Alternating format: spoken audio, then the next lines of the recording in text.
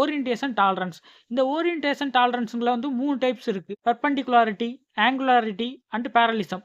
இது ஏன் orientation tolerance அப்படின்னு சொல்றோம் பார்த்தீங்கன்னா, அது ஃபுல் அண்ட் ஃபுல் பார்த்தீங்கன்னா வந்து உங்களுக்கு ஆங்கிள பேஸ் பண்ணி தான் உங்களுக்கு வரும். அதனால தான் இது வந்து ஓரியன்டேஷன் டாலரன்ஸ்னு சொல்றோம். இப்போ இத ஒன் பை ஒன்னா நம்ம டீடைலா டிஸ்கஸ் பண்ணலாம். ஜியோமெட்ரி கேரக்டரிஸ்டிக் சிம்பிள்ல ஓரியன்டேஷன பொறுத்தவரை லாஸ்ட்டா இருக்கக்கூடிய சிம்பிள் பார்த்தீங்கன்னா ஆங்குலாரிட்டி. ஆங்குலாரிட்டி வந்து ஓரியன்டேஷன் கேட்டகரி சிம்பிள்னு சொல்லியாச்சு. ஸோ வந்து இது பார்த்தீங்கன்னா டேட்டமோட கண்டிப்பா ரிலேட்டிவா இருக்கு.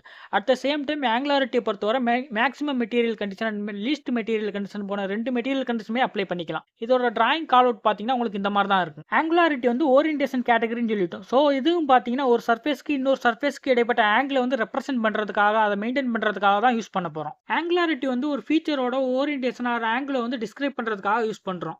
டேட்டம் அண்ட் சர்ஃபேஸ் அல்லது ஆக்சிஸ் அண்ட் சர்ஃபேஸ்க்கு இடைப்பட்ட ஆங்கிளை வந்து மென்ஷன் பண்றதுக்காக அந்த ஆங்குலாரிட்டி வந்து நம்ம யூஸ் பண்றோம். இப்போ நம்ம பெர்பெண்டிகுலாரிட்டி எடுத்துக்கிட்டோம்னா 2 சர்ஃபேஸ்க்கு இடைப்பட்ட ஆங்கிள் பார்த்தீங்கன்னா 90 டிகிரி மெயின்டைன் பண்ணணும்னு சொல்லுவோம். அதுவே நம்ம வந்து பேரலிசம் எடுத்துக்கிட்டோம்னா 2 சர்ஃபேஸ்க்கு இடைப்பட்ட ஆங்கிள் பார்த்தீங்கன்னா 0 டிகிரி மெயின்டைன் பண்ணணும்னு சொல்லுவோம்.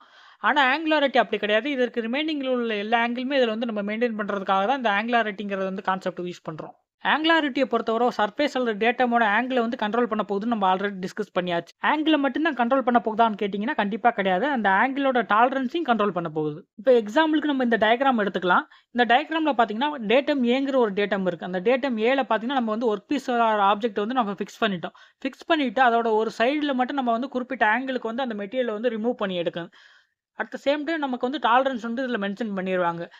எக்ஸாம்பிள் 10 டிகிரி 15 டிகிரி அந்த மாதிரி டாலரன்ஸ் வந்து மென்ஷன் பண்ணிடுவாங்க. அந்த ஆங்கிளுக்கு ஏற்ற மாதிரி நம்ம வந்து 2 சைடுமே அதாவது ரிமூவ் பண்ணி எடுக்கக்கூடிய அந்த இடத்த தவிர அதுக்கு மேலேயும் கீழேயும் வந்து நம்ம வந்து ஒரு பிளேனை வந்து செட் பண்ணிடலாம். இப்போ செட் பண்ணிவிட்டு இந்த பிட்வீன் இந்த கேப்புக்குள்ளே நம்ம வந்து அந்த ஆங்கிளை வந்து சேவ் பண்ணி எடுத்துட்டோம்னா நமக்கு வந்து தேவையான அவுட்புட் வந்து நமக்கு கிடச்சிடும். இந்த ஆங்கிளை நம்ம எப்படி மெஷர் பண்ணலாம்னு கேட்டிங்கன்னா இதுக்கு வந்து நிறைய இன்ஸ்ட்ருமெண்ட் கேஜ்லாம் வந்துருச்சு. பெவில் ப்ரொடக்டர் இருக்குது, சைன் பார் இருக்குது, அது மட்டும் இல்லாமல் ஹைட் கேஜ்லாம் இருக்குது.